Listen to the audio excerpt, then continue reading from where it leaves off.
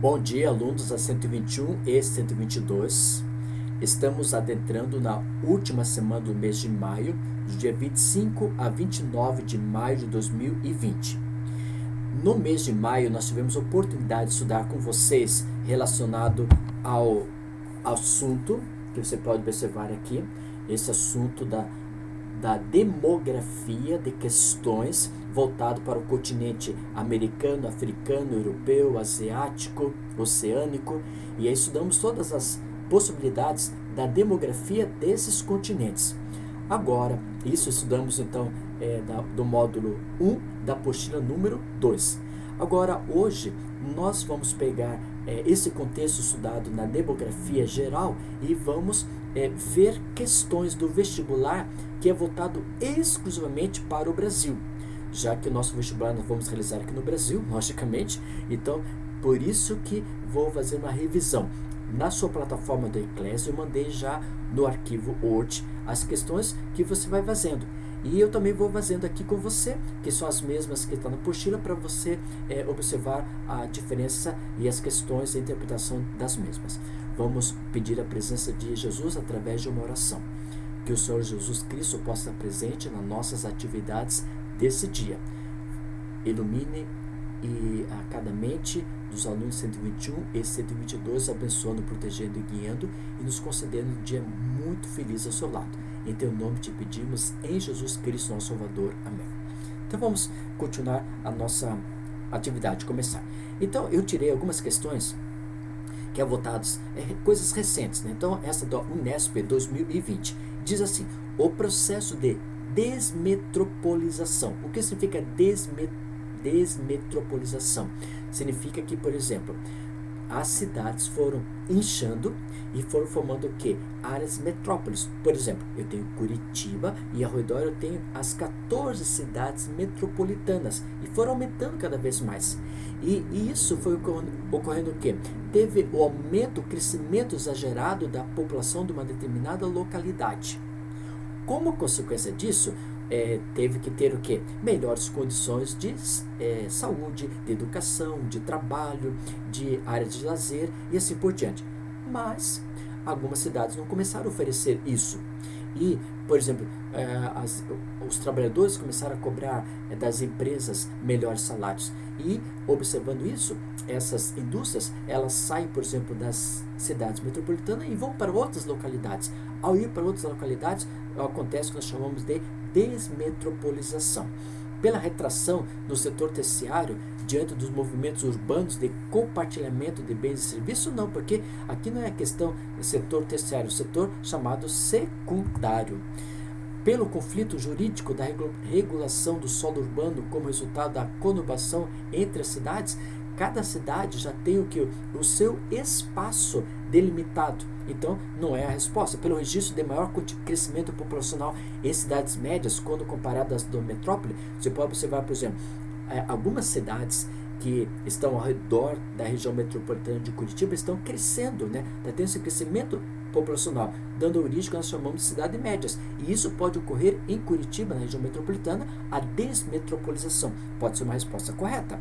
A próxima questão: pela redução das manchas metropolitanas como resultado de uma saturação populacional, será que essas regiões metropolitanas está saturado de questões populacional? Será que todo mundo está trabalhando em um determinado tipo de função? E a letra E, pela fragmentação de metrópoles e sub-regiões para otimizar recursos financeiros e administrativos? Então, qual a resposta correta? É a letra C. Nos diz o quê?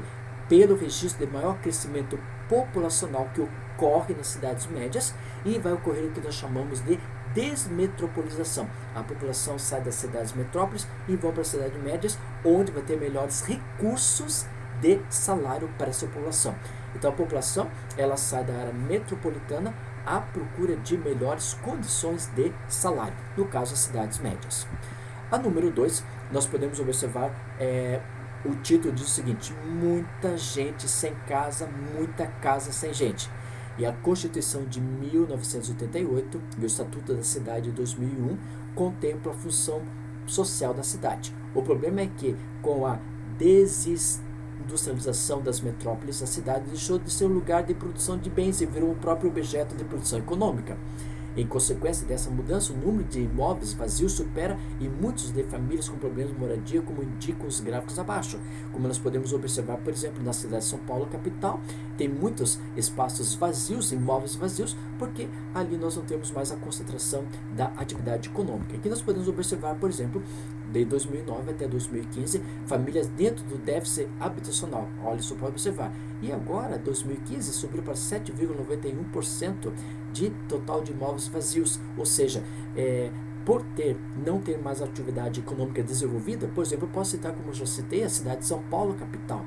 Tem algumas áreas centrais de São Paulo que está aumentando cada vez mais esses imóveis chamados vazios, pelo espaço de aluguel, por não ter mais estrutura econômica local favorecendo. E aí, a contradição apresentada no texto e nos gráficos deve-se ao fato de que o espaço urbano possui simultaneamente os seguintes atributos. Por exemplo, o valor de uso e valor de troca, valor de uso e valor da troca, valor de uso do proprietário, valor da troca. Será que eu vendo o meu produto com o mesmo preço que eu adquiri em umas áreas centrais que não tem atividade econômica? Letra B, patrimônio cultural e patrimônio individual. Eu posso ter patrimônio cultural, mas não individual. Letra C, estrutura unicêntrica, estrutura policêntrica. Tudo está envolvido para a questão administrativa do local ou tem vários ao mesmo tempo? Letra D, território de circulação, território de resistência. Território de circulação, as pessoas transitando da sua cidade, do seu bairro para o centro, através de transportes rodoviários, como ônibus, assim por diante. E território de resistência, por exemplo, temos uma grande concentração de baixa classe social, como as favelas ou comunidades. Então a resposta correta é a letra A, valor de uso, valor de troca. Contradição apresentada no texto, ou seja, eu tenho um imóvel, esse é um preço, agora se eu quero vender para sair dessa área porque não tem atividade econômica, muitas vezes é desvalorizado o produto. Vamos à questão número 3 aqui. Ela não está na ordem conforme eu propus aí, mas você pode acompanhar no texto essas atividades que eu estou colocando para você. Então você pode acompanhar na leitura. Diz o seguinte: Unesp 2019. Em seu processo de transição demográfica, a população brasileira registrou mudanças relacionadas à revolução médico-sanitária. Essas mudanças provocaram o quê? A redução da taxa de mortalidade, aumento da expectativa de vida, Então, com o melhoramento da questão da saúde, da questão da alimentação, de água tratada, rede de esgotos, chamada de revolução médico-sanitária, pode provocar o quê? A redução de taxa de mortalidade, E vai ter o quê? A expectativa de vida da população. A ampliação da taxa de natalidade e aumento da população relativa, A ampliação da taxa de natalidade, sim, mas aumento da população relativa, não. Letra C, a redução da taxa de dependência e a diminuição do número de idosos. Nós estamos vendo que cada vez, se tendo a revolução médico-sanitária, está proporcionando melhor condição de vida para a classe de jovem, adultos e idosos. Então, isso vai o quê? Aumentar a expectativa de vida e não diminuir o número de idosos, conforme a idade. Letra D, a ampliação de taxa de fecundidade e a diminuição de quantidade de adultos? Não vai aumentar essa questão de fecundidade, já que nós temos o planejamento familiar no espaço brasileiro. E letra E, a redução da taxa de fertilidade e a diminuição da população absoluta? Então, a questão é letra E, porque não ocorreu diminuição da população absoluta, cada vez está aumentando mais. Então, a alternativa correta é a letra A. Por quê? Porque a revolução médico-sanitária, através de melhores condições do setor da saúde pública, vacinação em massa, uso de antibióticos, resultou que há condições melhores para ter o que? A redução da taxa de mortalidade, diminuiu a questão da mortalidade e teve a expectativa de vida maior pelas condições da revolução médico-sanitária. Ok? Número próximo, vamos para essa questão sobre os aspectos, foi de 2019, sobre aspectos gerais da população brasileira e de suas transformações nas últimas décadas. É correto afirmar que, vamos ver então essa questão, nos diz assim: A população brasileira é predominantemente jovem, apresentando elevadas taxas de natalidade? Hoje, o Brasil de 2019 não é a população predominantemente jovem, é uma população adulta, né? Ok? Letra B. A população brasileira passa por um processo de envelhecimento nas últimas décadas, conforme a questão anterior que nós estudamos, pela questão da revolução médico-sanitária, vacinação, melhores medicamentos, o valor do preço é mais barato, melhoramento da alimentação, da questão tratamento de água, rede de esgoto, assim por diante. Ela vai fazendo o quê? Vai favorecendo a população a se tornar, por exemplo, idosa. Letra C. O Brasil possui uma das maiores expectativas de vida do mundo atual. Graças ao avanço da medicina, essa questão nós podemos falar o quê? Não é por causa de o Brasil possui uma das maiores expectativas de vida, não. Nós temos países tais, por exemplo, como o Japão, né? Os países do continente europeu que têm expectativa chega a 85, 90 anos de idade. A letra D. A taxa de natalidade do Brasil apresenta número elevados, predominando a população jovem? Não, já vimos que a predominância da população do Brasil hoje é adulta. E a letra E. A taxa de mortalidade é elevada, possuindo o brasileiro uma das mais altas expectativas de vida entre os países da América Latina? A mortalidade é elevada? Não, porque nós, conforme a questão anterior que nós observamos, que pela revolução médico-sanitária, está diminuindo a mortalidade. Né? Então a resposta correta é a letra B, porque a população brasileira passa por um processo de envelhecimento nas últimas décadas. Então está aumentando cada vez mais a formação de idosos, diminuindo a taxa de natalidade, diminuindo o espaço de jovem e o médio, os adultos, e com isso vai ter um aumento dos idosos pela questão da revolução médico-sanitária. A número 5, essa questão que você pode observar, podemos afirmar sobre dados recentes da população brasileira, né? É uma questão também de 2019 e nos diz o seguinte: a expectativa de vida da população masculina é menor que a da feminina? Sim ou não? Sim. E em parte isso está relacionado à violência urbana, né?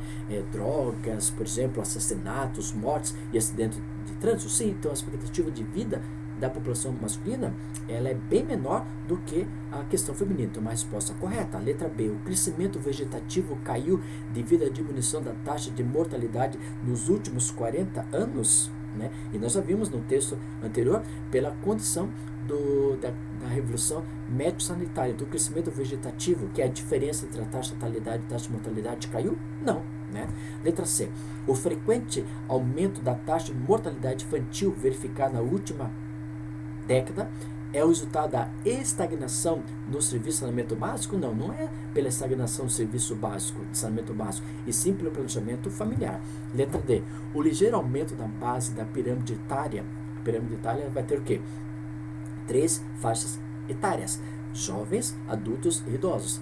Indica uma reorientação demográfica verificada nos últimos anos. Essa reorientação demográfica, nós podemos observar que nós estamos tendo um aumento já da população de idosos. E a letra D. Os planos de assistências adotados pelo governo brasileiro erradicaram a alta concentração de renda do país? Então a resposta correta que podemos afirmar que sobre os dados recentes da população brasileira é relacionada à letra A, porque está aumentando 52,8% a porcentagem de mulheres e diminuindo então a porcentagem de homens. Né? Resposta então letra A. Bom, você vai receber lá na plataforma do Eclass, no roteiro, você recebeu um arquivo do Word que tem essas questões que nós trabalhamos hoje. Ela tem um número grande de atividades. Então você vai realizar alguma dessas atividades, né, relacionada ao conteúdo que nós trabalhamos hoje. E aí você vai postar na plataforma do Eclass essas questões até o número. Nós fizemos esses exercícios e você vai trabalhar com essas questões e vai postar na plataforma do Eclass, tá? Que Deus possa abençoar você ricamente e vejo você na plataforma do Eclass postando essas atividades. Vamos terminar com uma oração, que o Senhor Jesus Cristo possa estar presente com cada aluno da 121 e 122, abençoando, protegendo e guiando, que eles possam ter a tua paz, o teu amor e o teu carinho, e que tudo possa ser feito da melhor maneira para o Senhor Jesus Cristo. Em teu nome te pedimos, em Jesus Cristo, nosso Salvador. Amém. Esse arquivo do Word que estou enviando para você é relacionado a questões da demografia, focalizando o espaço do Brasil. São 10 questões. Dessas 10 questões, 4 eu já fiz e você vai resolver a outra 6. Tire foto e envia na plataforma da Class. Muito obrigado, que Deus possa abençoar você e tenha uma semana de muitas bênçãos. Obrigado, fui.